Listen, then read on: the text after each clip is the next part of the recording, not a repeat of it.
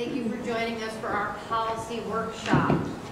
We have two policies and a regulation to go over this evening.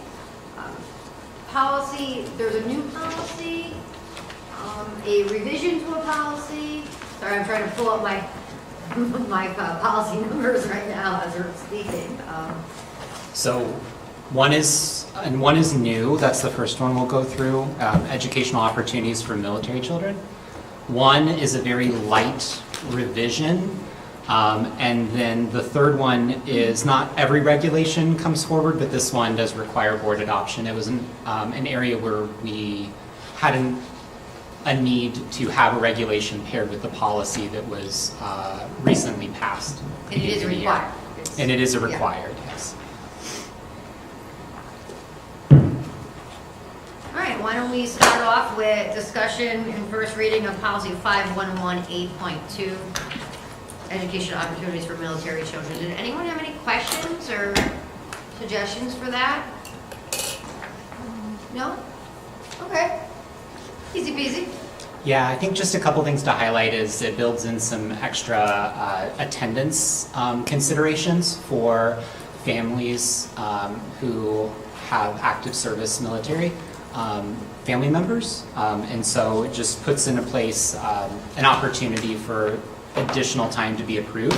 It still counts towards chronic absenteeism, but it creates a little more grace and leniency throughout the year. And then also just solidifies current practice where any prior state testing requirements or coursework we work with the family and the student to make sure that doesn't delay an on-time graduation for students later in their schooling career. So those are probably the two biggest things to highlight. Next up, we have the discussion and revision of policy 5131.6, use, sale, or possession of alcohol or controlled substance. And this we did just very lightly revision, just some terms, correct? Correct. Couple of things to highlight in your red line version. One, we put back in a heading just to clarify what the previous policy that was accepted meant. There was a heading missing around drug-free awareness programming, just to clarify. And then there is a section later in the document just to reduce some redundancy with defining what the use of tobacco means. And that is pretty much it. I have to say that the list was quite creative and extensive for all the different types.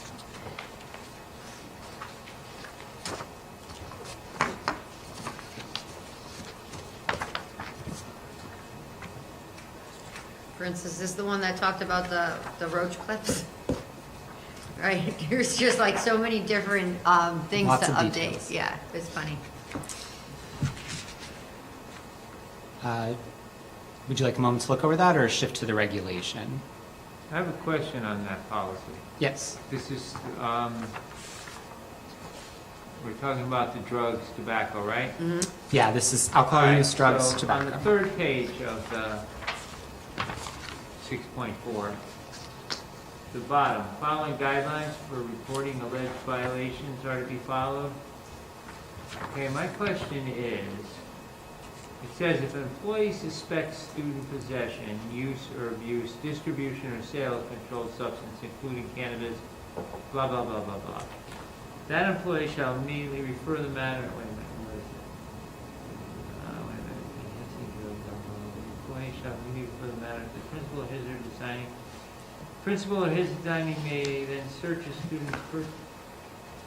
We can search and seize on just a suspicion. I mean, I can understand if somebody came up to me and said, hey, RJ's got, a bag of marijuana, okay, now we got probable cause, but on a suspicion, oh, I think so-and-so may have something, we can actually, The SROs can. but that's not what this says. This is part of the board adopted policy, and that is consistent with recommended policy. I don't think they're just randomly frisking people and checking them. It says reasonable suspicions. I Yes. don't know what that. Yeah, that's what I'm saying. What, if that's just, you know what I mean? I just don't like the way that's turned. To me, it's just too vague. Oh, I suspect. I don't like so-and-so, so I'm gonna suspect he has something, and then that That's act. the terminology the police department uses, right? Reasonable suspicion, Yeah. Yeah. I don't know, I'm just concerned with right? the Is search that, and am I, seizure. is that wrong? Is that the right It- thing? It's consistent with the Right? legal statutes in Yeah. Connecticut. So this is heavily influenced by CABE recommended policy that was adopted in 2022. And this we've already had in our policy. We Correct. really just added a heading and I think just the use of tobacco. That's it, yeah, just clarifying that. Everything else has already been part of our policy. Search and seizure.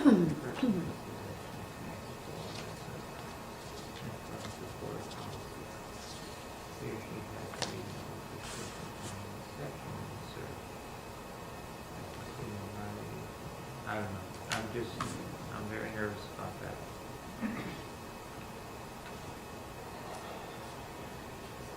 Because then it says if you have reasonable suspicion, then you can call parents and stuff, but initially it just says, with suspicion, you can then search.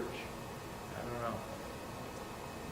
Is it about defining that suspicion earlier in terms of reasonable suspicion? Like if an employee reasonably suspects? Right, that would be much better. That would be a change to what's currently there, but it would not, I don't think it really changes the meaning or intent, so we could What page is that? adjust that. It's at the bottom of page 4. Under disciplinary action is the heading. Or I'm sorry, the third page. Page 3. Yeah. Third page, disciplinary actions, correct. It's the last paragraph Mhm. where it says one. I mean, I could be overreacting, but I'm Your the son point of a is police heard. officer. Maybe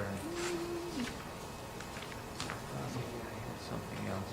Let me just check my notes here. So I think what Jack would be proposing in terms of language would be if an employee reasonably suspects student possession, just to make it consistent with what Right. follows. Well, isn't that what it says? It says if he or she has reasonable suspicion from the inception of the search. No, That's not what it says? I don't.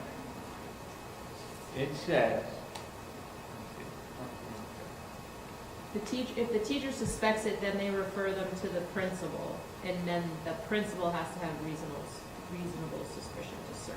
But what I'm saying is, it says the principal or his or her designee may then search a student's person or possession in accordance with board policy and regulation. Then it says if she. If she has reasonable Yeah. But suspicion. that's after the fact. No, No. I think the syntax of that sentence, it's indicating that it would be required If she has- component if to she do has the a searching. suspicion from the inception of the search, meaning from the beginning of the, you're already searching. I don't think you're pausing the right amount of time between commas to get the impact. How about that? I'm going to read it with impact, okay? All right. The principal or his or her designee may then search a student's person or possessions connected to that person in accordance with board policies and regulations if he or she has responsible suspicions from the inception of the search that the student has violated either the law or the substance abuse policy. It's the magic of the pause. All I'm saying is I think that if he or she has reasonable suspicion, it should be right at the top. The principal or his designation, if having reasonable suspicion. Okay, I can see what you're saying. May Just, then search a student's person or possession. That's all I'm saying. okay, I see what you mean. I mean, it might be nitpicking, but No, because if you were wondering about it, someone else would be. So it's easier just to be more direct. Could I read that sentence back to see if I captured it? Sure. In terms of what's being recommended?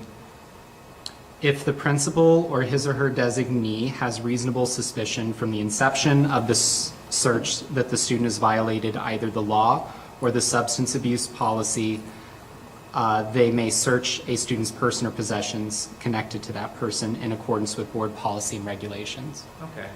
Sounds good. Yeah.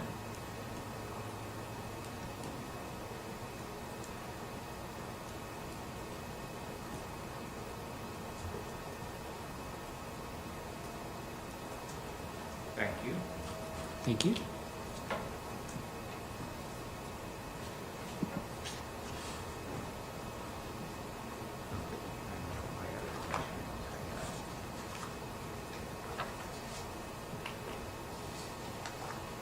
Anything else? All right, so maybe we'll now move on to the regulation that is new. Yes, so this regulation, it is one that is required, and it was missing in our current policy and regulation. What it does is it outlines the steps that would be taken in accordance with the policy that currently exists. So it provides some parameters to guide what happens from both a proactive and a more of a consequence in responding to if the policy is violated. A little bit of background on this is that it was cross-referenced with the suspension and expulsion policy that was adopted by the board earlier this year. And then it was also vetted by our secondary administrators to ensure that it was in keeping with practices.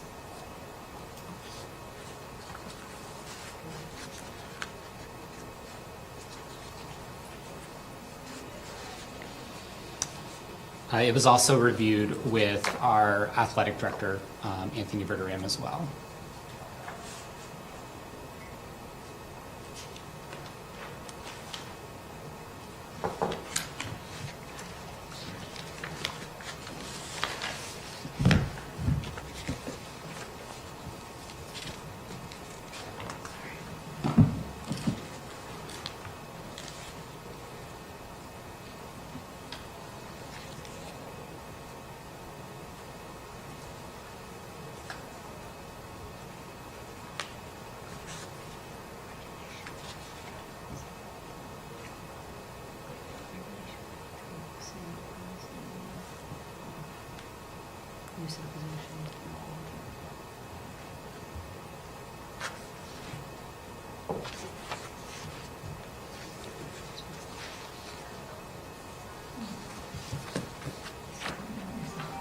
Whoops.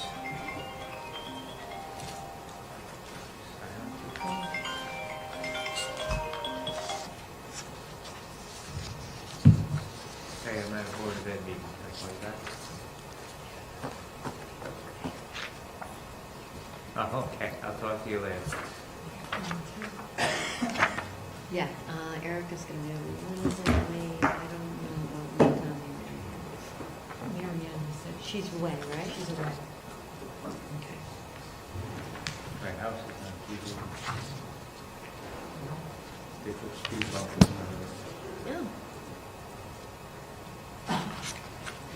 my new sport, sitting on the porch watching the cars fly. Catapulting. Yeah. Anybody have any questions on the reg?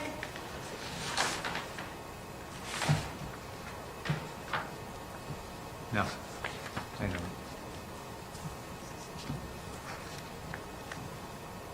It is, it's lengthy, and we already had the process, we just needed to put it in writing to kind of go with it. Correct. Because there's no change in the way it was handled, really, except for we just kind of went over some of the shalls. Yes, it is written as such that regarding, so there is a progressive nature to it, distinguishing, the first offense versus second or multiple offenses.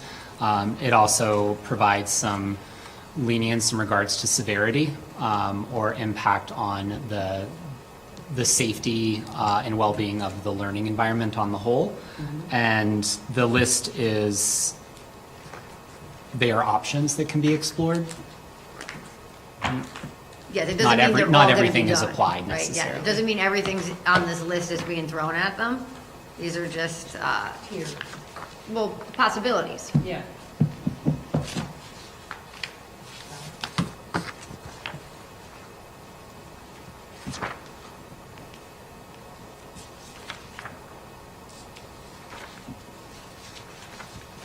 All set with that, or further questions?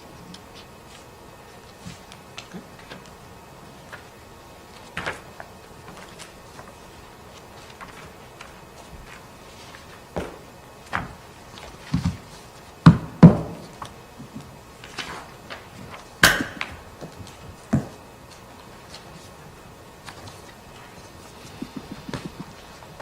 And just so everybody knows, this has been cross-checked with our disciplinary policies and Correct.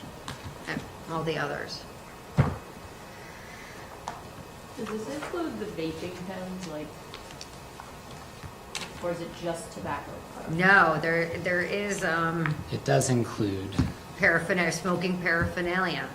Yeah, that's, Yep. yeah, so that includes, There's a definition of smoking paraphernalia in the Okay. policy. It's Okay. all the different names. That's what there's like so many different. oh, that's what you were talking about. Yeah, there's so earlier. many different terms for everything. yeah. It's, So the definition, just to speak to that, a drug paraphernalia includes any instrument, utensil, or item which in the school administrator's judgment can be associated with the use of drugs, and then it includes kind of the list from there. So, great question, though. Is it worded, and I mean, I read it and I was trying to see everything. Is it worded in such a way that if something new comes up, some new tobacco product, I think so, because it says pretty much any device that would aid in the ingestion, I think, right? Something like that. And I know a lot of times where it lists, it says, and not limited to. Yeah. Correct. Which kind Okay. of covers, Yeah, that's an intentionality towards that point of kind of keeping pace. yeah. Yeah. You know, I feel like I learn almost about new drugs every day from my students, like things I've never heard of being Crazy. done, and I'm just like, what? Yeah.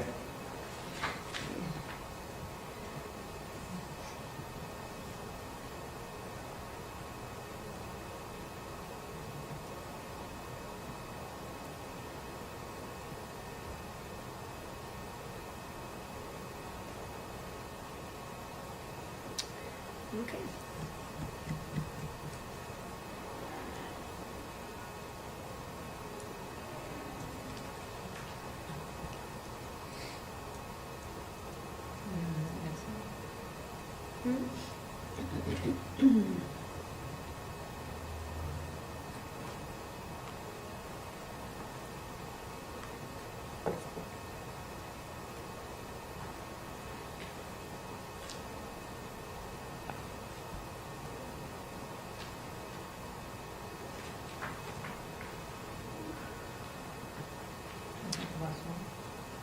Yeah.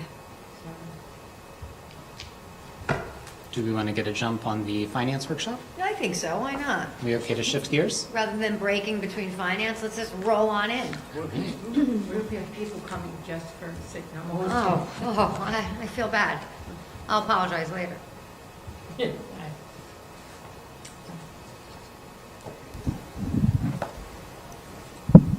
All right, so we can start invoices and POs. Any questions? What was in the packet? Again, you're still seeing a bunch of our blanket POs being created for the start of the school year, and most of our invoices are just the necessities to start the school year for supplies that are coming in a little bit later than the first batch, and the necessities for starting of athletics and those such items. Nothing crazy, nothing out of the ordinary, sticking to the bare meat and potatoes. Questions on those? The next thing is our health insurance report. Health insurance report looks gloomy as far as the numbers go, but comparative to last year, I want to state that like our expenses, you're seeing remaining around that $600,000 to $800,000 mark per month so far for August and September. Some comparatives from last year, those were upwards of $1 million at this month. So although they're not, it is weighing the money coming in for the medical, we are seeing a lot better trends for the fiscal year so far, which is a lot better than we anticipated. So hopefully that trend continues going forward. I mean, we are only 4 months into the fiscal year, but for the first quarter, we are better than anticipated in comparison to last year. And we're still closing out last year, though. Correct. How- Figure by the end of the month, we'll have that. End of the month, we should have most expenses tied up and be able to give the final transfer to clean that up the beginning of November meeting, or whatever The meeting is. 18th. Yes, yes. Okay. Questions on health insurance? Same thing for cafeteria. Cafeteria in our monthly meetings, the meal counts are increasingly growing. They are doing a lot of student surveys where they are able to gauge what the students like and are changing all the menus to reflect that. Financially, most of the ordering happens in the beginning of the year where we're seeing the losses, but they are meeting their budget from what was laid out for us in the beginning of the fiscal year. So we are confident in where their points are checking in at, and should see an uptick as we progress throughout the fiscal year further. Do we still get that guarantee? Yes, Okay. yes. So the guarantee covers the management fee. So last year, they did not meet their guarantee, so we got a check back at the end of the year of $170,000. Nice, okay. Questions on that? No?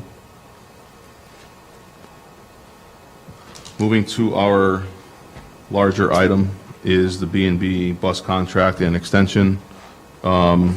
About a month and a half, 2 months ago, we voted as a board to allow central office to negotiate in a contract extension with B&B. It was allowed in the current contract to negotiate an extension of up to 3 years with an additional 2-year period. I will present to you tonight the whole entire package that is being presented tonight to be voted on. And I think once explained, it'll make sense, the method in which we are proceeding. Meeting with B&B, they are offering us a 5-year extension rather than a 3+2. The reason for the 5-year extension is to smooth out costs over the 5-year period rather than to jam them in a 3-year period. The extension is a 5-year, again, extension. The annual increase is 8.95% per year for each of those 5 years. The initial was upwards of 11%. That was negotiated down to the 8.95. Although that seems like a steep increase, we are very competitive, and so doing some homework of the neighboring school districts who recently settled contracts, closest being North Haven, Hamden, New Haven. Our rate for the 25-26 school year was $437.39 per bus per run. We have 31 buses in our fleet that go out per day, and the hours in our run are it's 5.25 hours. So some comparatives. North Haven just settled a contract for $425.38, and although that is a little bit less, their runs are only 4.5 hours. If you were to normalize that to our 5.25 hours, that puts that rate just under $500 at $496.28, which is $60 more than what our rate currently is. Hamden is $617.49 for a 5-hour run. Adjusting that to our 5.25 hour run for us, that's equivalent to $648.36, which is $210 more per bus per run. So on an annualized basis, although the percentage increase is a little steep, the comparative rate per bus per run is extremely cheap compared to the competition in neighboring towns. Another factor to consider is we do not have any fuel surcharges in our contract, meaning that the fuel is included, paid for by the bus contractor, and there is no surcharge based on a per gallon price if it were to exceed a certain amount. The other school districts that I mentioned earlier all provide their own fuel. So on top of that rate that is higher than ours, they are buying the fuel themselves at the market rate and providing it to the bus company. So on top of those rates, the per bus per run cost that I was saying, there is another charge. If we were to purchase our own fuel at the wholesale rate, we'd be around $300,000 for the year. And another piece to consider is our contract has contract language that states none of our buses can have the bus fleet cannot have an average life of 12 years, which means the buses need to be of a certain age and condition. And that was a large factor in the pricing model because in 2021, when a bus was purchased, when we entered contract with B&B, a bus was, I have the invoice here, a bus was $81,900, and a bus purchased a month ago was $131,000. This current contract would require upwards of 8 to 10 buses being purchased, so the reason for that increase is to smooth out those bus purchases since the increase is so much. They've also been told by the sales companies that any buses purchased not this fiscal year but next fiscal year, the price will be upwards of $150,000 for a Type 1 bus. So meeting the needs of the contract for the buses with that increase is what's driving some of that cost. Labor increases have factored into that as well as our insurance rates. Insurance rates to operate those buses have gone considerably higher, upwards of 20% for the bus company, even though they have a clean record with the state for the bus testing. So all of those factors considered is why they encouraged a 5-year renewal rather than the 3+2, because they wouldn't have to jam those costs into a 3-year period where the percentage would have been upwards of 13% per year or higher. This allows the cost to be spread out evenly over 5 years at that 8.95. Yeah, and I think we all know how reliable B&B has been. I mean, not only with the equipment, but with the drivers. Correct. With their increase in salaries and benefits, it has, made them the spot to work to be a bus driver, I think. If you look on the news, other bus companies are having major issues. So we're lucky enough to and not. just one last piece. Last year, our fiscal year 24-25, our annual spend with B&B was $3.1 million. So that equates to our in-district everyday runs plus our in-district special education. They do some of our out-of-district special education, our VOAG runs, summer school, athletics. The total spend was $3.1 million, equates to an increase to this year of just over $3.2. And with that contractual obligation going forward, it's just shy of $300,000 increase per fiscal year. That's going to be 9% per year? Yeah. 8.95 per year. That sounds ridiculous to me, considering the rate of inflation is 3%. So if you take 9% times 5 years, what the heck is that? 45%. Well, it's compound, Compounded, so correct. it's more than that. Yeah, our spend would go from 3.2 this year to 4.9 and go up 1.7, a little Yeah. over half. I don't see it. Sounds crazy to me. The other thing is, That's why it's been in the news recently, almost for all the districts that are going through bus contracts. Have you seen it? no, I haven't seen it. Bradford is in a really bad spot right now. Yeah, that sounds crazy to me. But the other thing is that 12-year age. I don't know if I buy into that because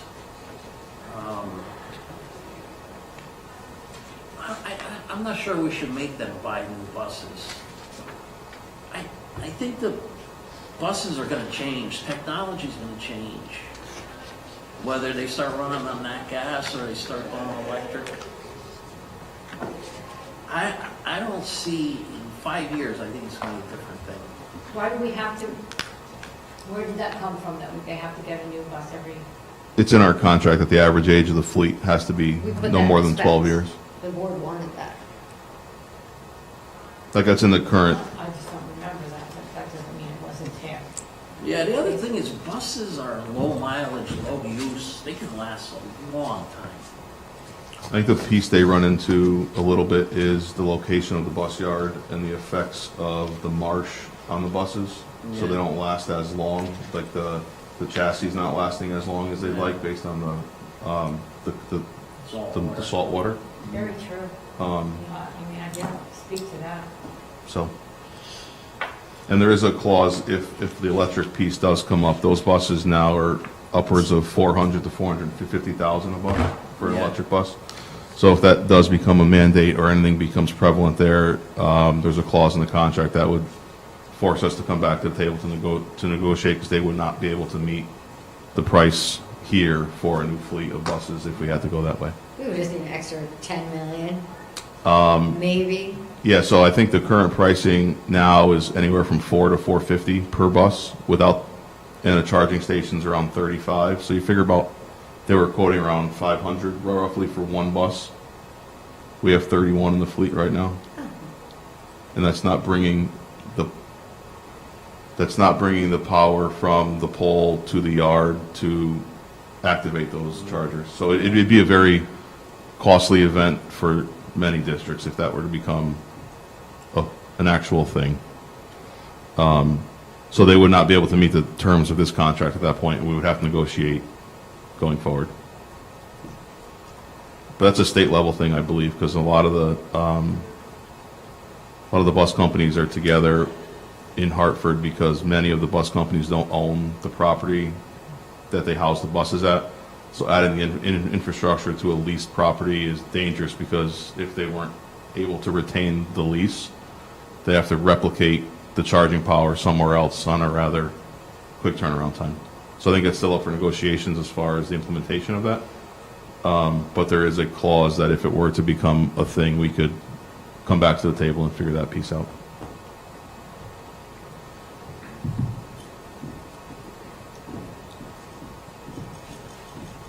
Those buses, they're going up to 150 because of the federal emissions laws. Right. They take effect in 27, Yep. and it's horrific. And besides that, the bus doesn't run right. You get a lot more downtime and maintenance costs. It's terrible. Yeah, I don't know if you were here for the beginning, they were 81,021, What's that? the bus, same bus. Yeah. Now it's 130, Oh, 32. I know, because they're similar to the trucks. Yeah. Yeah, it's terrible. It's really terrible. It's out of control. But we looked at comparables with other companies, and we're not gonna be in any better of a place. Yeah. So At like all. North Haven is with DATCO, Hamden and New Haven are with First Student. The other two are a little farther away, but recently settled. One was with Specialty, and another was with DATCO. Again, prices are, like the two First Students, one for Hamden and one New Haven, they're $100 apart for an hour in the run. So it's comparative to the ins and the outs of the individual town. But annualizing it to the 5.25 hours for us puts us considerably lower than most. And they're paying for fuel. And they pay for their fuel.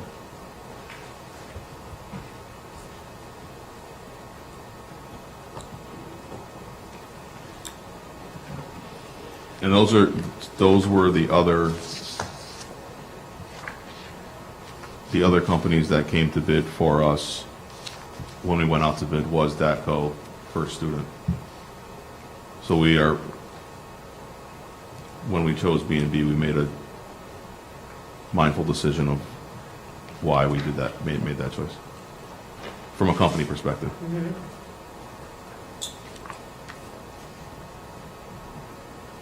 I don't know, it might be time to look at it a different way.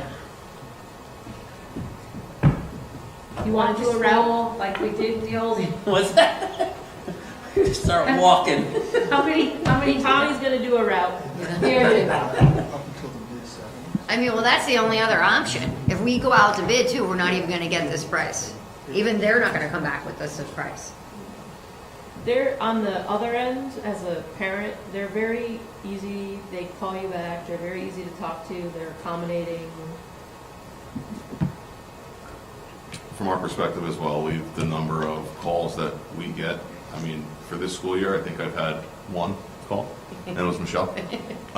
Beyond that, all parent calls are handled at the bus yard. So the number of calls from the prior company, it was daily, daily throughout the entire school year. Do we have any idea on the number of students that should be riding the buses that aren't on the bus, that their parents are bringing them? I mean, you see the lines of cars lined up, you know, I and mean, we're we could spending easily- money on Are our buses. buses full? No, No, they're empty. right, because you, The elementary buses are full. Yeah. The They must be morning, full, because Tessa has to take a van, because they won't bring a real bus down to the Lyme. morning Mine was routes like for the high school, the morning routes for the high schools are rather slim. They call them vans. But when you get to the JMS and academy runs, they start to fill up. In the elementary schools, the buses are full. For those reasons, we send the vans, because if the bus is full, instead of making the students drive for that far with a full bus, they provide a van to speed up the process for some. Well, and a lot of times the streets are very narrow in certain places. Yeah. It's very hard. I know near Yes. us it is. There are There's some nowhere areas. to turn around. I know Tuttle School was ridiculous. It with has the been for cars there, years. but Crazy. Has that changed at all this year, or is it No. still the same? Still the same? It's not as bad as it was, but there's still There's like still traffic. 4 buses and then like 10 cars. Yeah, it's still, Okay. They don't drop off in the same place, right? No. That was an issue a long time ago. they pick up in the same place, don't No. At the schools? they? Yeah, Yeah, the schools drop off in the front circle. yeah. But if you're talking about Tuttle, the drop-off is not the front circle. They have a drop-off location separate from the front circle, where parents have to walk their students to. Right, but it's not, It's not the same drop-off location. Correct. it's amazing.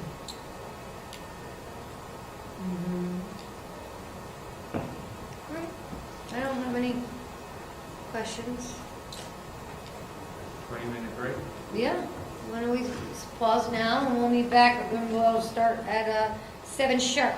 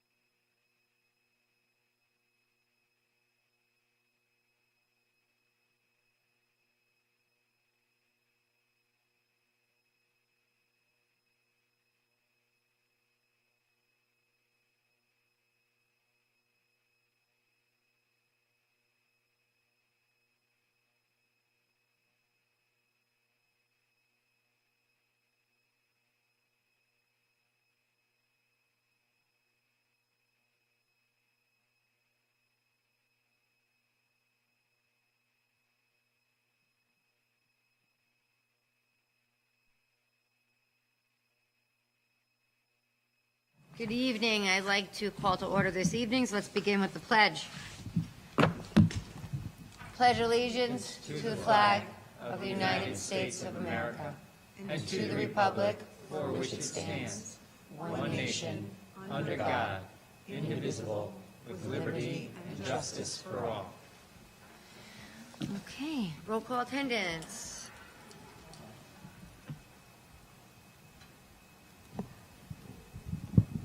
We're going to go off script because it's not updated in this. So we'll go Jennifer DeLungo, Here. Karen Putney, Here. Lynn Torello, Here. Jack Stacy, Here. Tia DePalma, Here. Tom Hennessy, Erica Santiago, Marianne Johnson, and Dr. DeLucia. Here. Okay, so we will begin this evening. I did not prepare a report. I'd like to thank those of you that were here for our policy subcommittee and finance to be able to discuss some of those issues this evening. But other than that, I'm going to see if any of my standing committees have reports. Personnel? I have nothing to report. I'm all good on the contract. We didn't get it. Okay. Yep, we're still waiting. Policy, I'd say we're moving along. And if anyone would like to come with me Thursday to the legal workshop at CABE, I'm driving. Invited, Hartford, no? Anyone who wants to I come, would have come, but just let me know, all can't be right? sure. And I think that is it. Jack? Yes, so first of all, I'd like to extend the board's congratulations to the players and coaches of our football team for their victory last weekend against Wilbur Cross. Also like to announce, I don't know how many of you have heard, but the New Haven school system has joined the co-op for hockey. So I know that in the years past, Lee High School, when that was in existence, had a great hockey program. This also gives us, RJ, what'd you say? It gives us a little more access to Ralph Walker Rink. So we have another rink that Nice. we can, have available. Waiting to hear on the Veterans game. Every year there's a football game dedicated to veterans. That should be coming up. I'm just waiting for Mr. Verderam. And it's hard to believe, but we are getting into senior nights for the fall sports already. So this Thursday, the swim team has its senior night. So we're closing in on that. Before you know it, we'll be starting the winter sports program. That's it. Thank you, Jack. And that brings us to our superintendent's report this evening. Thank you so much. So first, I wanted to point out the live greenery that we have around the meeting space today. Shout out to the Profettos. They dropped these off. They are grown in our greenhouse and garden. And so I think there's still an opportunity to participate in their fall fundraiser. Do we remember the pricing amounts? I feel like Ms. Putney. Smalls are $5, and then the doubles, the large ones, are 10. Wonderful. So much appreciated for that. I'm only kidding.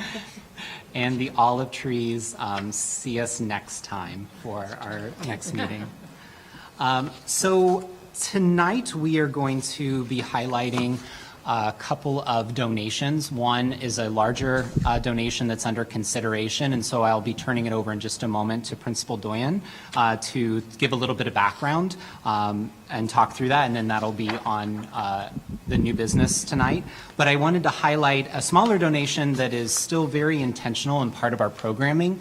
So Tracy Bureau in the Office of Curriculum Instruction has been working with Stephanie Ribellini to identify an opportunity for our 7th and 8th graders attending JMMS and East Haven Academy.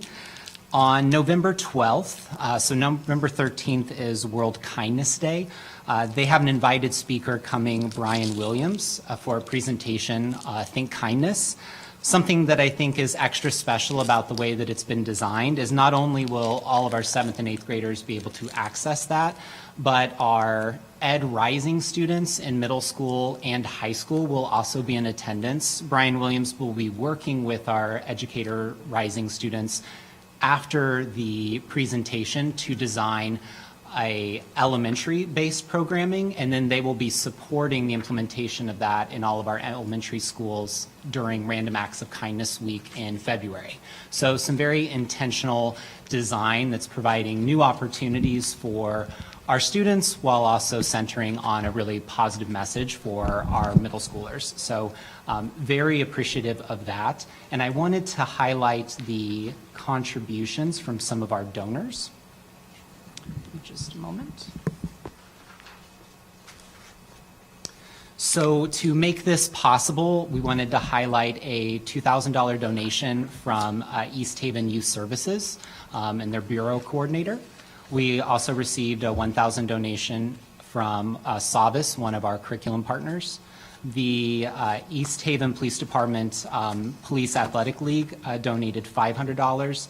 And then the Alliance for Prevention and Wellness donated another $500. So we're really appreciative of the collaborative efforts in East Haven to make this programming possible. And shout out to our program developers, Tracy and Stephanie. So with that, I wanted to share the floor with Principal Doyen to talk a little bit about the donation you're going to be reviewing tonight. It's a rather hefty donation that's really tied to efforts underway with our middle school academics. Thank you. So we are fortunate enough that we have been offered a donation through an educational endowment foundation for $33,700. The way that this came to be is we were looking for professional development to come into the building to align with our current goals. We've been working very hard the past few years on our intervention programs, closing that gap for students. And our goal this year is really to work on our tier one instructional strategies and really improve what's happening in the classroom for all students. We know that our math scores are dragging a little bit, and there's this woman, Lori Speranzo, who I had the privilege of being a part of one of her professional developments probably about 13 years ago now. And anyone who's in education knows that there's those particular PDs that just stand out to you. And I would say that Lori is one of two that in my 27 years really, really resonated with me. And so when I came to East Haven, I had reached out to Lori for some, additional information and whatnot. We were able to bring her in this January to align with our current goals for professional development this year and our work on Tier 1 instructional strategies. On January 6th, she's going to be coming to the building and doing the morning with the whole staff to work on discourse. Lori worked for the Institute for Learning through University of Pittsburgh for years, and her focus is really in the area of mathematics and applying math to real-life application, really improving discourse in the classroom, building math from a conceptual understanding and not just a procedural understanding. And she works directly with teachers, one-on-one, embedding professional development into the classroom. However, this comes with a price. And so through working with Lori, we were able to secure this outside contributor who's willing to donate the $33,700 to fund her coming into JMMS and pushing into each of the math classrooms for embedded math professional development with each of our teachers for a full day, as well as doing pre-work and post-work with them on how they can better improve their Tier 1 instruction and really make math more of a conceptual understanding and application to what's happening in the real world. So we're thrilled that Lori's willing to work with us. Again, it's one of the two best professional developments I've ever been to. I was a math instructional facilitator at the time, and she worked with my department very hands-on. The growth that I saw from my teachers in my department during that time was phenomenal. So I would be thrilled if we were able to bring her in again. Thank you for providing that background. We just wanted to make sure you had an opportunity to hear a little bit of the rationale behind it. There's been quite a bit of work behind the scenes to make this happen, and I think it is absolutely appropriate if there were any questions that you had while Principal Doyen is here. Is there any way for the 7th and 8th grade math instructors at the academy to participate? So it's embedded math PD, where they've been invited to come to the January PD. I've reached out to Principal Torre to invite them to that piece of it. This is pushing in one-on-one with teachers into each of the classrooms. So my assumption would be if we added them in, there would be an additional cost to that. It's a per day cost in the in the proposal that she sent to us. We could potentially have them come and co-teach or push into a classroom to see what's happening during that time, if the academy can get coverage, and they can come in and, and participate in that way. I'd be more than happy to have them come with us. So, That's a good idea. It was a great suggestion. yeah. Yeah. Yep. This also aligns with, for professional development this year, for each of the subject areas, we've put together for building-based PD, a 3-day series for our August, September, and October PD. And our math teachers, along with our special ed teachers who teach math, are all focusing on the 8th effective mathematical teaching practices, which is through Principles to Action, a NCTM publication, which Lori also had her hand in creating. So it ties directly in by bringing her in to that. One other component is there will be an artifact developed through the process as well that has some staying power afterwards, which is that observation tool Yes. that teachers will have a hand in being able to create. One of the things that we're looking for to make sure that the PD that we're doing this year, that there's follow-through and that we're seeing it happening in classrooms. The instructional leaders and I are doing regular walkthroughs through all classrooms to look for where there's additional support needed for what we're looking to implement to improve our Tier 1 instructional strategies. And Lori will work with us on creating a tool with teachers being a part of that so that we're all on the same page in what it is that we're looking for best practices in the classroom. Kudos to you for doing tier Right. 1. We have to. Tier 1, We have to. start there, my God. If we're not making that growth at Tier 1 and we're just trying to continually fill the gaps, we're never going to catch up, and No, we're you're going to always have all going to tier be 2 trying to and fill the 3s gaps. that never, yeah, Yeah. I agree totally. Yeah, so we need to do both at the same time, and we've really put a lot of effort the past few years into those intervention programs that we've been working on with our win block and our 9-period schedule. But what we really need to focus on now is, the shift in educational practices and how we really make it very hands-on and collaborative for kids, how we get them involved in understanding that math is not procedural, to get those conceptual understandings down so they can apply it to what they're doing in everyday life. So it's great. Thank you. One other donation that we want to highlight, I'm not going to go into great depth today, but I wanted to name it, and then there'll be some follow-up information, is that we've also had 2 of our schools selected to receive Adopt a Classroom funds from Burlington. So both Mamagwin and Ferrara, and they are going to be hosting 2 different receptions, one later this week and next week. So I will follow up via email to provide that information. Don't want to give too much away for some of our educators, but I'll include all of that in email as well. Okay. So some exciting things with the community really trying to get involved and to support the great work that we're trying to do here in East Haven. Last piece, I just wanted to point out this printout that you have at your tables. So I wanted to follow up on, now that the board goals were solidified at the beginning of September, just to highlight some superintendent priority criteria in alignment with those goals. So just a bit of a crosswalk. I have layered in at the bottom of our vision, mission, and beliefs, my personal leadership beliefs. And then attached to each of the goals, you'll notice that there is a boxed information. And so it calls out in relationship to culture and climate, operations, fiscal, academics, as well as talent. Specific to the academics, our next 2 meetings, at the end of the month, we have our elementary schools taking a look at our K-5 BOY data and next steps in relationship to that. And so we'll dig in a little bit more to that academic data then in terms of the why for some of the goals that have been established. And then the November meeting will feature secondary.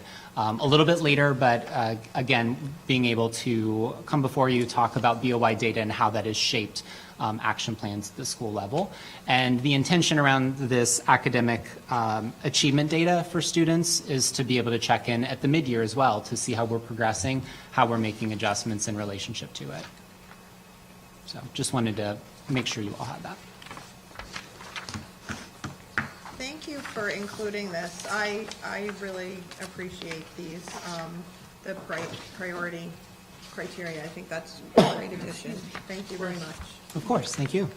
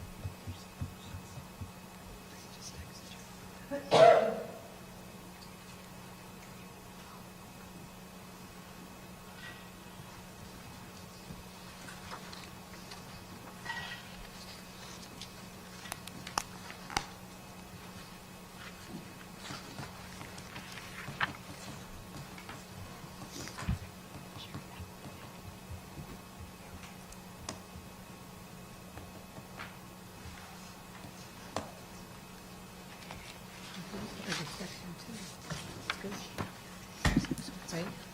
The priorities in the sections, not good.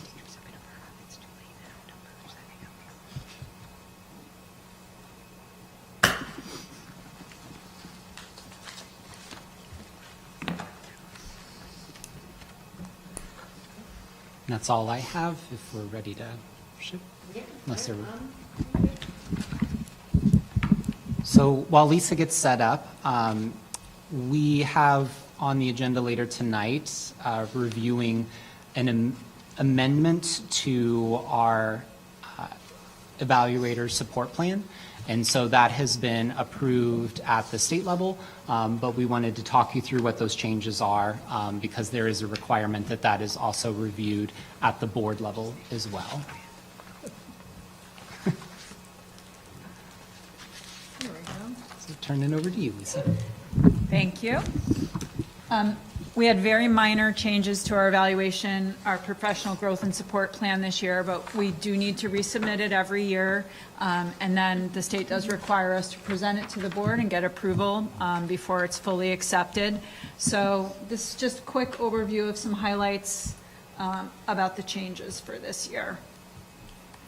So we went over this in detail last year. Most of the changes that we made in consultation with the Professional Development and Evaluation Committee were in process and timeline related to setting growth goals and the number and purpose of some of the evaluations that teachers would be part of this year. So we really wanted to clarify some misunderstandings about measures of accomplishment, what that meant, how teachers could choose their measures of accomplishment, and then some areas relative to feedback.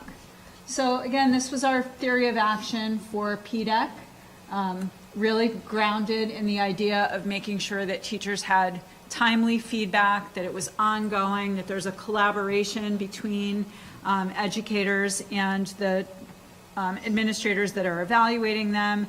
And if professional learning and evaluation are really done thoughtfully and intentionally, students will benefit from that.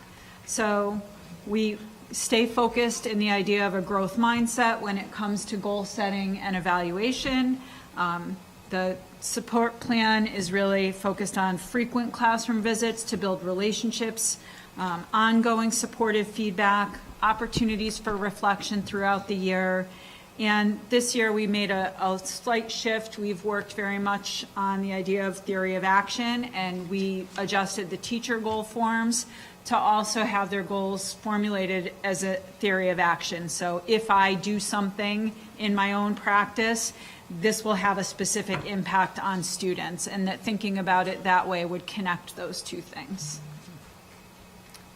So the first more substantive change was in the goal setting process timeline. We moved the dates up for the beginning of the year goal setting, trying to have all goal setting meetings completed and finalized no later than November 1st. The purpose of that was to make sure that teachers were really able to have more time working on the goal rather than formulating the goal and waiting for those meetings to happen and be approved. So Meetings have been going on for weeks now, and I think everyone is on track for that to be done by the end of the month. Same thing with the mid-year check-in. Some teachers come back after break and they just want to have their meeting and move on to the second half of the year. They can start at any point after we return from Christmas break, but everyone will be done with mid-year meetings and that process by March 1st. And that gives a little more of a substantive chunk of time between the mid-year and the end of year, which we all know comes very quickly. So timeline was one of our big adjustments. And the second one was really the number of evaluations that are part of each cohort. So there was one additional evaluation visit that needed to be written up and captured in teacher evaluations last year. So new educators, they were seen twice in formals and twice in informal observations. Our third and fourth year teachers or teachers that had previously been tenured but were new to the district were seen 3 times, once in a formal, twice in an informal. And then cohort 3, who are our veteran teachers, tenured teachers who have a track record of good performance, had 3 informal observations last year. When we met with our professional development team last year, which is comprised of educators and administrators, everyone agreed that the volume of evaluations that needed to be written up was actually resulting in less time to support teachers that needed more touch points. And so we agreed that as a way to try to address that this year, we scaled back the number of required write-ups that needed to be conducted. And in part because of one of the things that Darcy mentioned, there's ongoing walkthroughs happening, looking for different things that are happening in all buildings. There are observations happening of small group instruction in the elementary schools. There are visits to classrooms to look at the new social studies curriculum. Educators and administrators are in and out of classrooms all the time looking at curricular implementation, and that is giving people a lot of information about teachers that are models of instruction that we can use as models for newer teachers who might need to see really high quality tier 1 instruction, and also to see when teachers need additional support. And we want to make space for our evaluators to have the time to support those new teachers. So this is just the definition of our observation types. The other reason that this kind of is a little more open-ended, formal observations and informal observations can be in any setting. So in meetings, in professional development sessions, in data teams, there are any number of opportunities that we can use to be looking at teachers' professional practice. We also adjusted our forms this year. So teachers have been used to seeing every component of the plan separately on their evaluation forms. So when they're getting feedback from an evaluator, they might see the same pieces of evidence in multiple categories, and it was leading to a very long form report that was often difficult to kind of make sense of in a holistic way. So what we did was put the components of each domain. So you're looking at the domain for planning and preparation, and it has 6 different, I think there's 6 up there, 6 different components for planning and preparation. And that evidence will all appear for the whole domain together. So the teacher can really look at what the evidence was that was connected and what those attributes that are connected to planning rather than one small piece of the planning process. And this, we hope, is going to result in more actionable, meaningful feedback for teachers to read when they get their feedback from their evaluators. And this is what the summary looks like. Growth goals, as I said earlier, will be formulated on the theory of action model. So if as a teacher, I take the following action, then students will be able to do a certain thing. And then it's adjusted and broken down by a timeline, and then how they will measure those accomplishments. So we just tried to make it a little more discreet and connected to the process that they hear us talking about all the time. We present theories of action to them. This is what we're working on this year. If we as a collective group engage in a certain number of actions at the building level or the district level, then our hope is that there will be certain outcomes, and we want them to see that same process in their classroom. And so our outcomes for the changes, our intended outcomes: continued focus on support and improvement for teachers, clearer consolidated feedback for all educators, expanded focused feedback for some, which may be additional classroom visits or collaboratively developed improvement plans. This leaves a little more space for that. And then a deepened connection between professional learning in all forms and teacher practice. So those are our goals. Those are our changes. They're small, but we think important. That's all I have. Intentional shifts in collaboration with our teacher leaders and administrative representatives from the different buildings. So thank you for your work on that. Thanks. Yeah.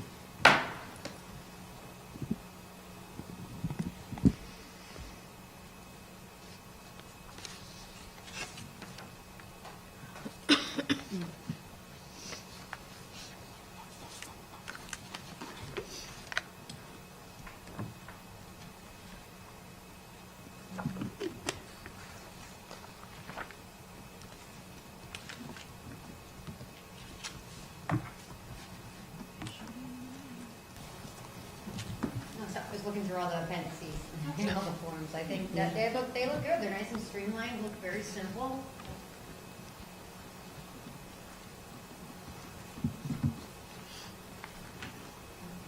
I think they're a lot clearer. Yeah. And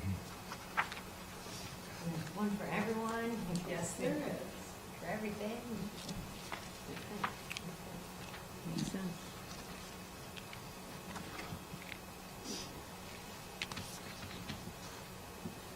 Anyone have any questions or comments? No? I thank both of you. We all thank you for the great work that you're doing. Appreciate it. All right. If that is it, we're going to move on to our COFO report. If there aren't any questions, everything was addressed in the subcommittee meeting, and we can address them as they come up for business items later in the night. Anybody have anything they need clarified now? No? All right. That brings us to accepting of meeting minutes for September 23rd, 2020. Do I have any revisions or objections to the minutes? No? Then we will accept the minutes. Moving on to our audience of citizens portion of this evening. Is there anyone here who would like to speak?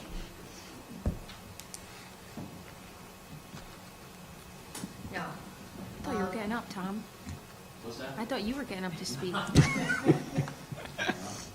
right, we do not have anyone, so we will move it on along to new business.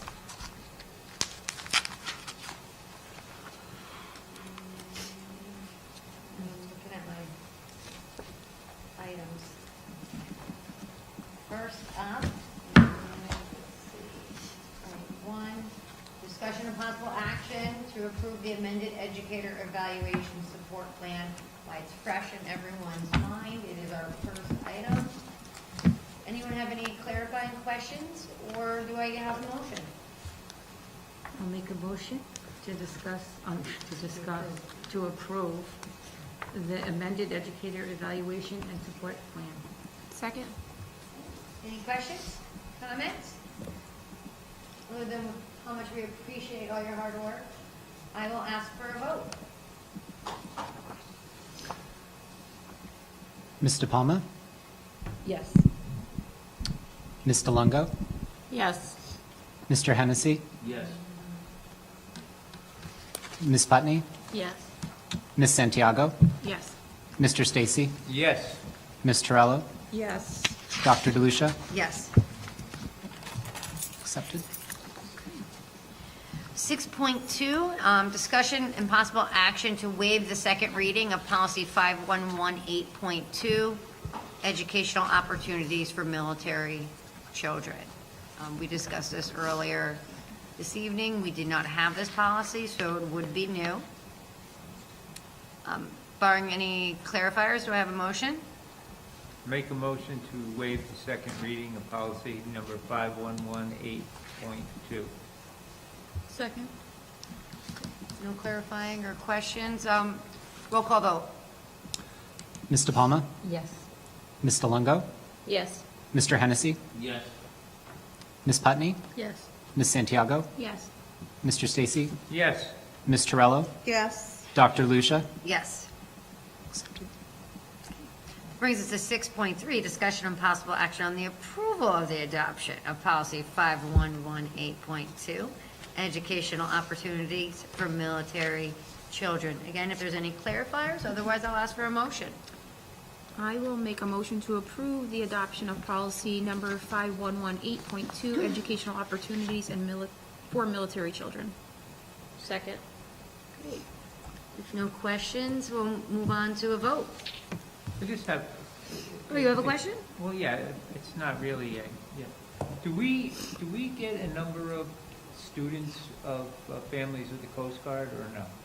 We do not have a large number. I don't have the exact end size of that, but it is not make up a large population Okay. within district. Thank you. Okay. Any other questions? Roll call vote. Ms. DePalma? Yes. Ms. DeLongo? Yes. Mr. Hennessy? Yes. Ms. Putney? Yes. Ms. Santiago? Yes. Mr. Stacy? Yes. Ms. Terrell? Yes. Dr. DeLucia? Yes. Okay, that brings us to 6.4, discussion and possible action on the revision of policy 5131.6, use, sale, or possession of alcohol or controlled substance, as discussed during our workshop. Very minor revisions. We added a heading and a definition. We also, in the workshop, discussed a reorientation of one of the sentences. Would you like me to read that back in its current structure? Yes, Just for that'd be those who great. were not here. So if you want to travel with me to the bottom of page 3, it's under disciplinary action. Middle of the final paragraph, it's discussing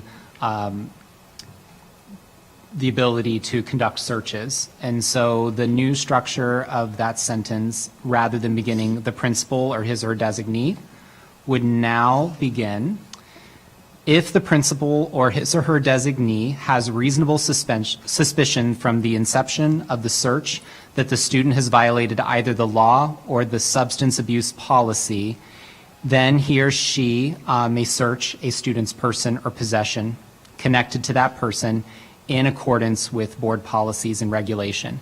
It's not changing the meaning, it's just placing the identification of reasonable suspicion at the beginning of that sentence, per some of the discussion. Nothing different in protocol. Correct.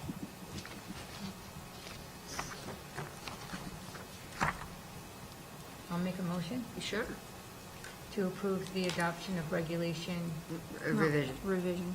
excuse me, to revise policy number 5131.6, use, sale, or possession of alcohol or controlled substances. Second. Okay. Roll call vote. Ms. DePalma? Yes. Ms. DeLongo? Yes. Mr. Hennessy? Yes. Ms. Putney? Yes. Ms. Santiago? Yes. Mr. Stacy? Yes. Ms. Terrell? Yes. Dr. DeLucia? Yes. Brings us to 6.5, discussion and possible action to approve the adoption of regulation 5131.6, use, sale, or possession of alcohol or controlled substance. Reminder that we're not doing anything different. This is just a printed regulation to describe our current protocol. I will make a motion to approve the adoption of regulation number 5131.6, use, sale, and possession of alcohol or controlled substance. Second. Any questions or comments? Roll call vote. Ms. DePalma? Yes. Ms. DeLongo? Yes. Mr. Hennessy? Yes. Ms. Putney? Yes. Ms. Santiago? Yes. Mr. Stacy? Yes. Ms. Torello? Yes. Dr. DeLucia? Yes. Brings us to 6.6, discussion and possible action to approve the Neil and Roberta Speranzo Family Foundation donation for instructional coaching at JMMS.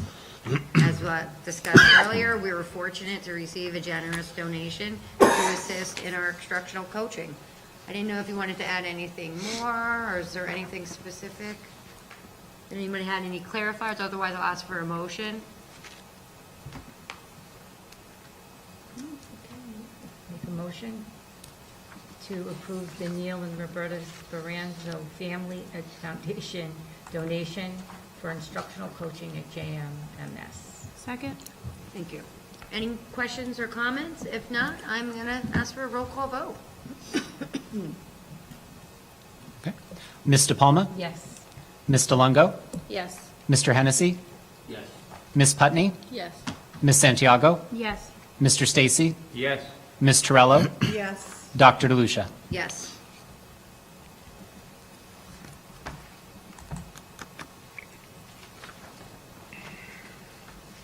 That brings us to discussion and possible action to approve the out-of-state field trip request to Fenway Park and Boston Museum of Science for the East Haven Academy 8th grade.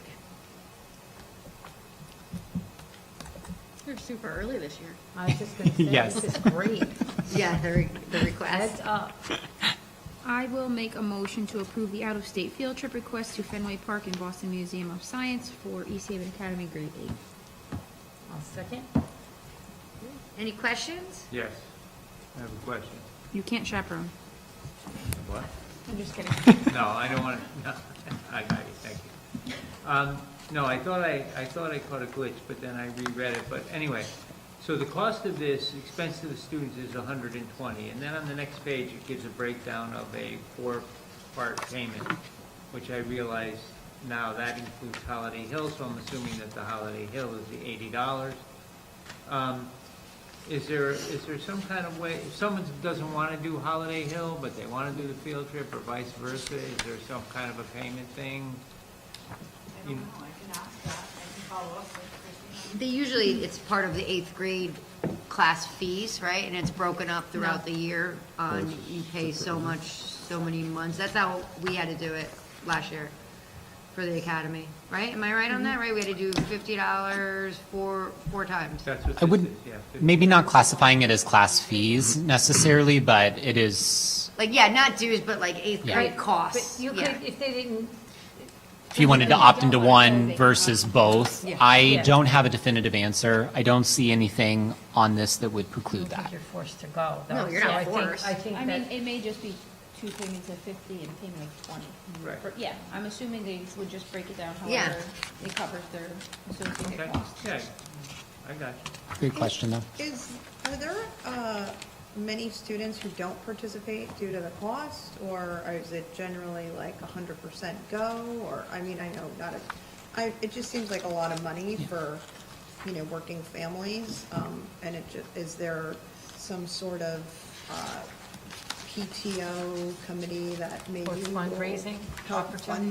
fundraise, or people who are unable to afford it? You don't want anybody left out because they can't afford it. I'll be honest, I don't have that historical data in terms of attendance rates or the structures that are set in place for it. We are still on the earlier side, so if there are some details we'd like to track down, that's not a problem to do that.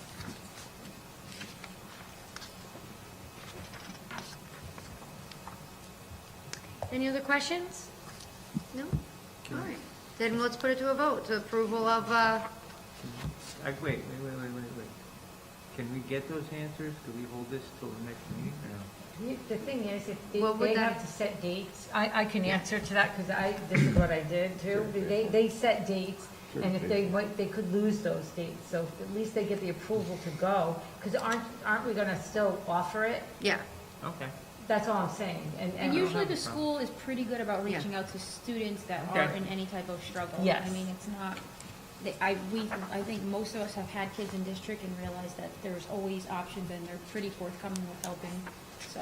Plus, we've had this conversation every time a field trip Every request has single come time to a field us. trip comes, I every time. acquiesce. Yeah. It is on the permission slip. There is a contact information if the cost is prohibitive. Good, Oh, yeah. okay, to reach thank out. you for Yes. pointing that out, Karen.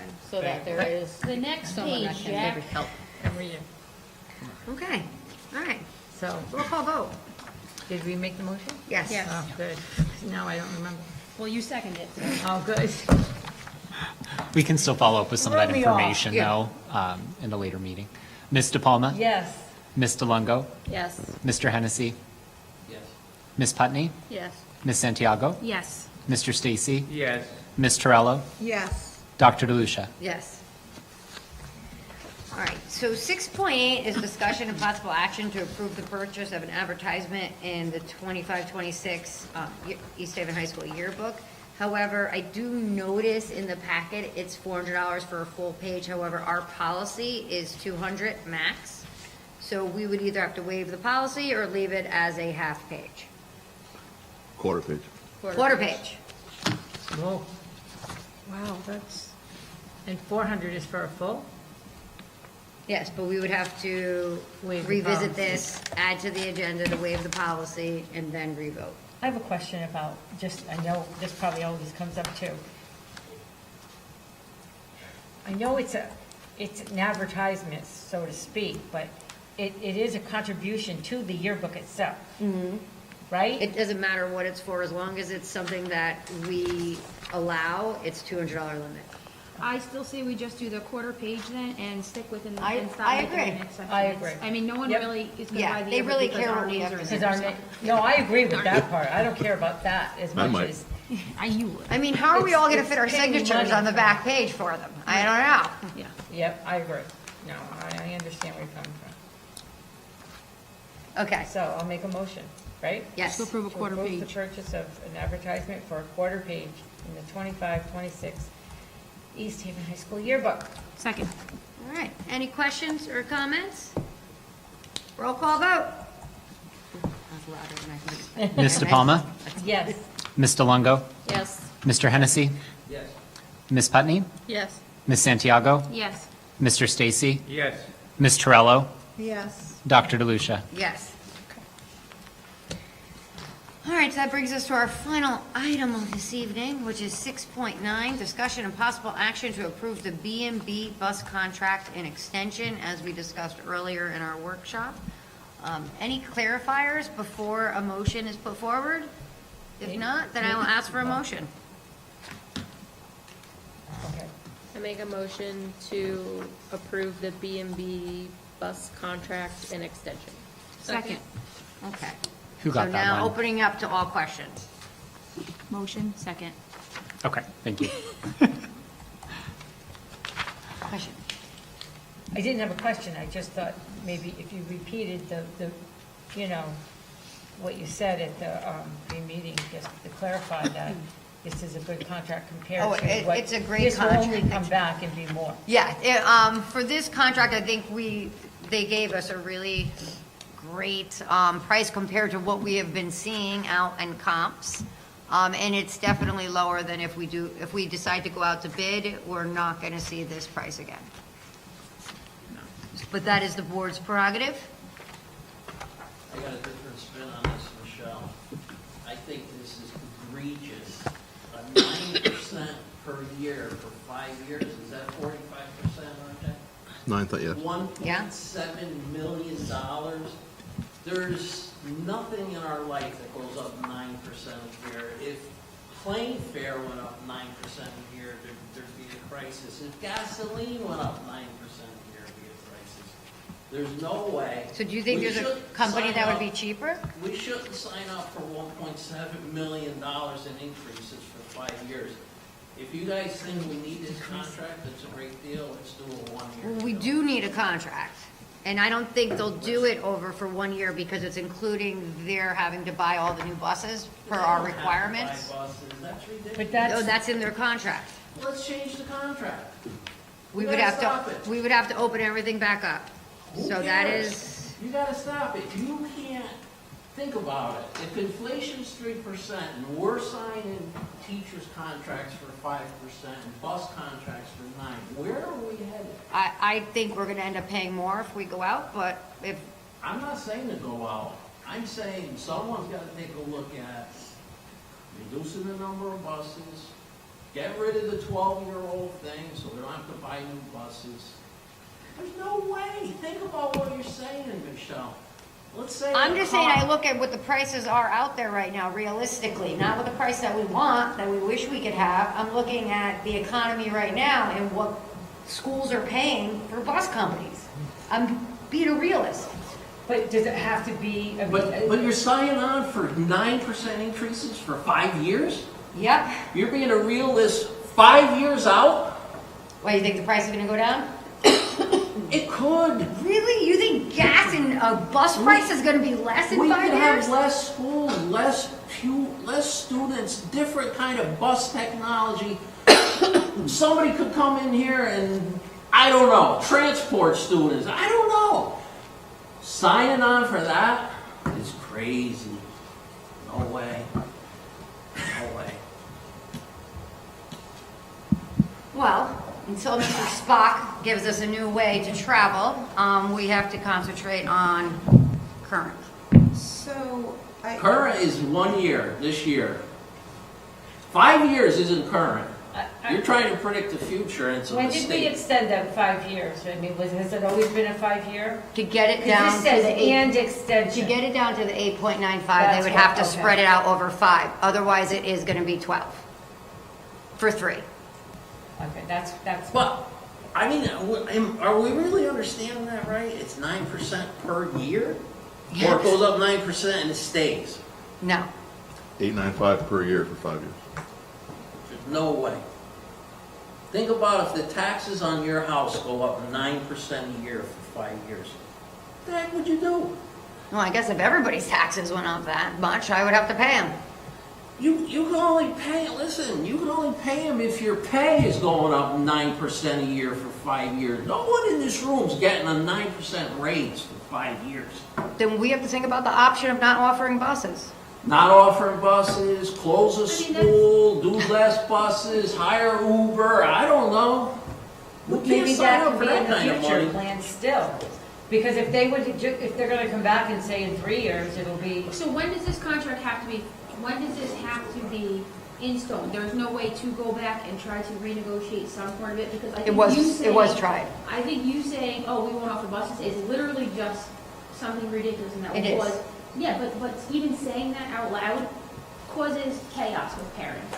So say, that's not an option, that's It's not an option. Right, exactly. So we don't even say comments like that. right, it just So can be going- taken out of context. Exactly, Right, yeah. exactly. People won't pick up on sarcasm and things like that. There's no way to go back and try and either renegotiate year terms or percentage, or even trying to go back and asking about the new buses, if the fleet is up to date, aren't they 2022s? Aren't the buses like, what are they, 2017s when we first got them? Some are, yes. Okay, Some are well, older. many people drive 2017s or less, so.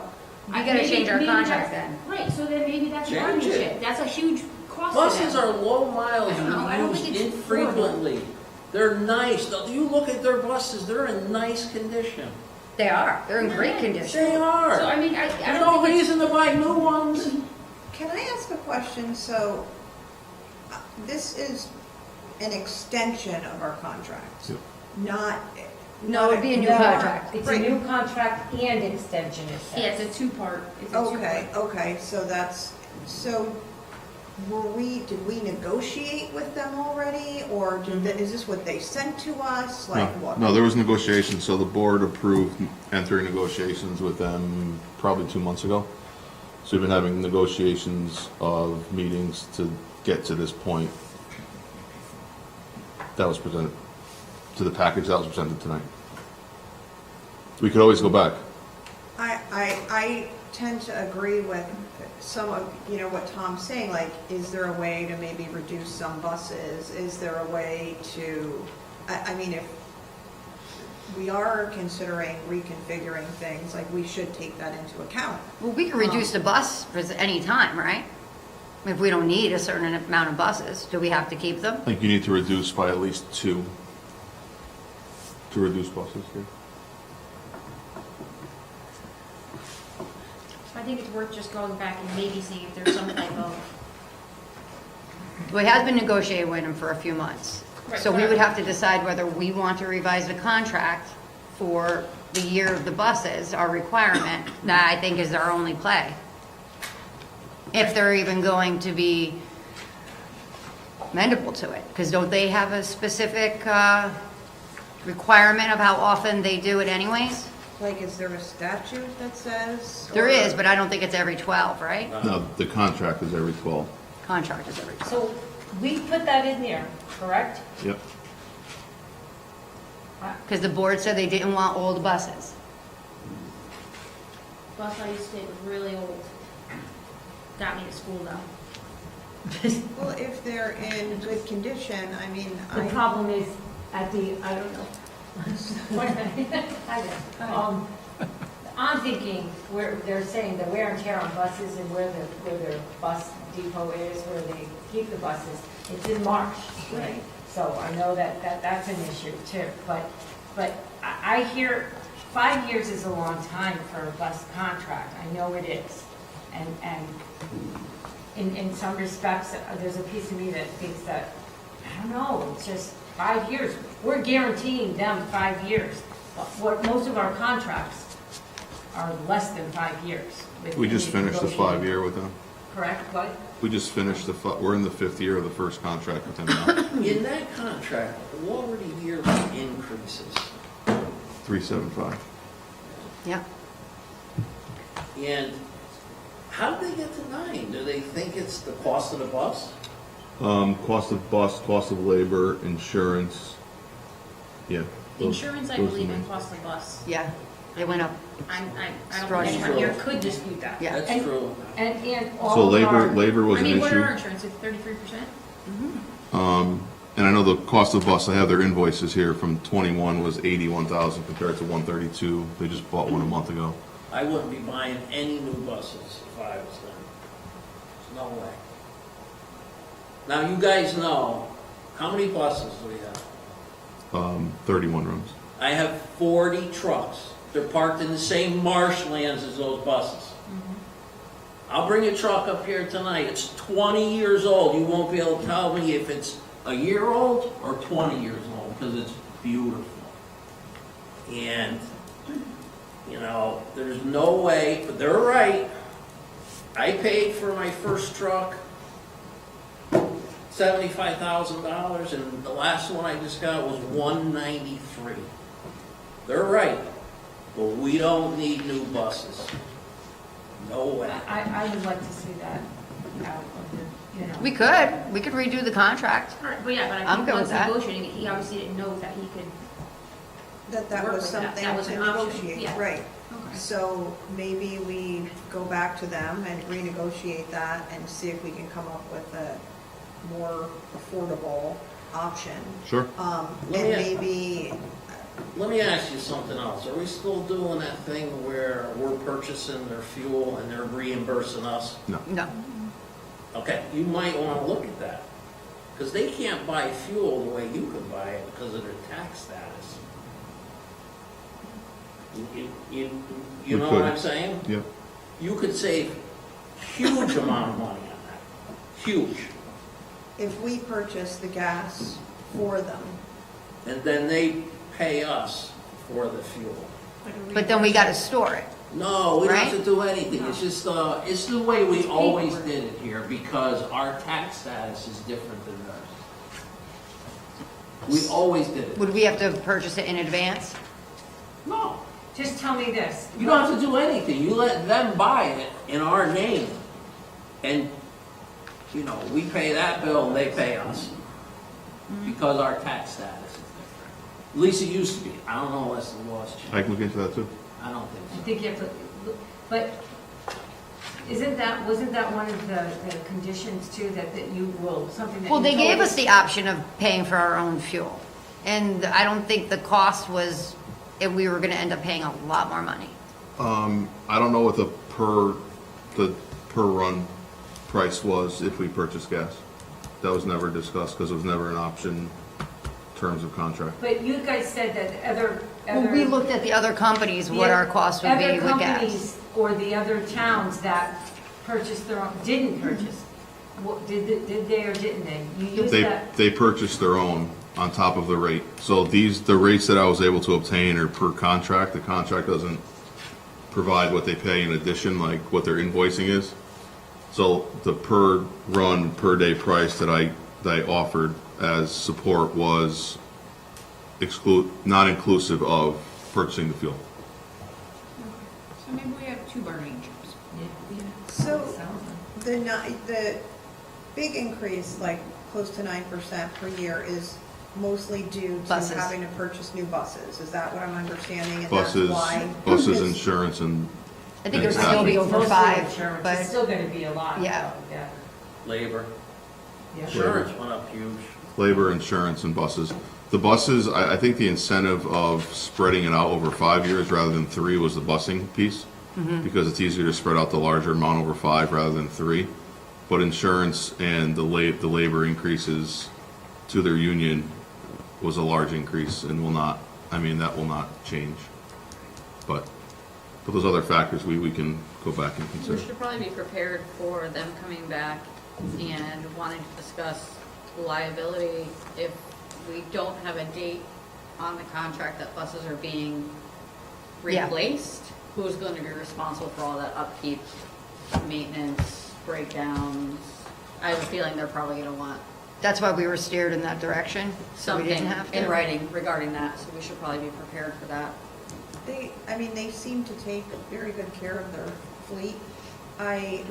What is it, 12 years now? Is that what it, Yeah. even if we changed it to 15 or like ask if you could, if there's no date, if it's 15 years, like I think what are- there is a statute And date, but I don't think it's what is the past that. statute, if there's a statute, like what is, How long have we been with them? This is year 5. Most of those buses were bought brand new Correct. All of for them. us. Yeah. I think, I don't know the exact number, but yeah. I think it was some. pretty much So wasn't most. much. 5 years from now, they're only 10 years old.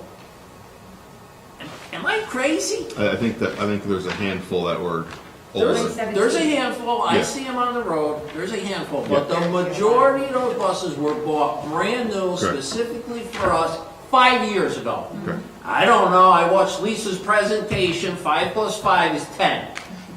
I mean, I don't get it. I smell a rat, I don't get it. Well, I think they've been No. very good to us. Yeah. This company's been wonderful. They're great. With us, for us. They're And great. parent perspective, I don't want to steal your words, but Jen, you mentioned, they talk directly to parents and there's been a huge difference. Yeah, they're good. They're also community partners. They incorporate themselves into many different events Yes, in they do. town. Yeah. It's not that they don't, but also, We have to feasibility protect, yeah. has to be there as well. I can go back, no worries. I just see it 5 years and increasing that by 5 years. I mean, all the contracts went up, we know that. We know that throughout every single contract that we've negotiated. Yeah. It's been an exorbitant amount. That But, is true. I mean, additional. but 5 years of that, we don't have 5-year contracts, When I first came to Preston. except for the busing, right? And well, and Correct. maybe it'd be good to have information on how old the fleet is, like Sure. like when do they have to actually replace buses? Like if, like Tom said, 5 and 5 is 10, then I think they have a list of rotation, right, of what buses need to be replaced over the 5 years that Yeah, I think they have? statutorily, they have to list the age of the buses to the state, so I can get that information. now what happens when business have to be, settled because we don't want to lose them either? I'm just throwing that out there, because their contract is up. No, I'll reach out Right, tomorrow. we're We'll- okay? I'll get Yeah. moving on it, yeah. It's up at the end of the fiscal year. is Yeah. that Okay, July, right? July. Yeah, a little That's bit. a long way off. And let's not forget something, we're a really great customer for them. Yes, we are. right? So don't think they're gonna be so excited about, not servicing our town, because they're not. I mean, that's the way I see it. But I also, I like to think, we know what the insurance and like labor and the bus fee is, we have to be realistic The in what age, we're gonna get. Lynn, the age of the buses are in the contract. I don't think In we your, need anything under. in your packet, yeah, if you go to There's Exhibit about C, 6. You'd say about Exhibit C. Right, but I'm just, trust me, when I first seen it, I was like, what did it, for each year, but, it's I don't after, want to get into some crazy, long conversation here, but you know, all towns don't function this way. If you go up into Woodbridge, Bethany, they don't have one bus company. They have, I don't know now, but 6 or 10 individual people that park their bus in their house. yeah, but they're a region too, they're not. They're a region. Whatever it is, it's a different way of doing it. Wait a minute, you're saying people that work for the district drive their buses? No, I'm saying that Tom Find it, Lynn? Hennessy has a bus in his you can garage get and he them there. comes out to do the students twice a day. Well, we had buses doing that too. Here, I've seen buses. Ooh, Not anymore. I know, we stopped that, but ooh. they used to. Oh, people used to take them home. Yes, they did. I'm not talking about taking it home, I'm talking about Privately owned. buses. privately owned, one bus. But then the school would have to carry the liability. No, That would be a nightmare. It's the same, it's just a one bus outfit. Tom, so B&B transports anybody? that bus, that guy's sick one day, he got a one bus outfit, and Then I go drive for and you. then there's 5 other ones. I go that are- drive for him.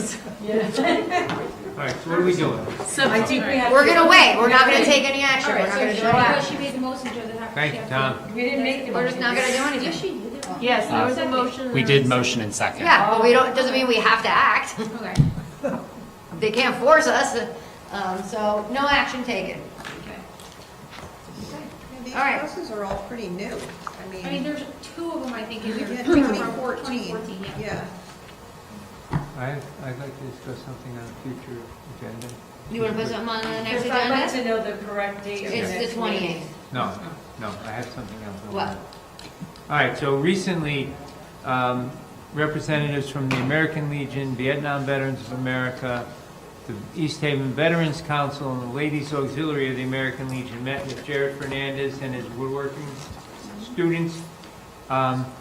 They're doing some incredible things, and they've just produced a wooden plaque engraved with what's called the Soldier's Cross, and I'm sure many of you are familiar with it. It's the boots with the rifle sticking in it and the helmet on top. And then they have a plaque that can be added, personalized. And they're doing this to help veterans organizations to raise some funds. So I approached RJ, who then approached our superintendent, and they will be making a presentation in November, correct? Closer to Veterans Day. So I just wanted to let you all know.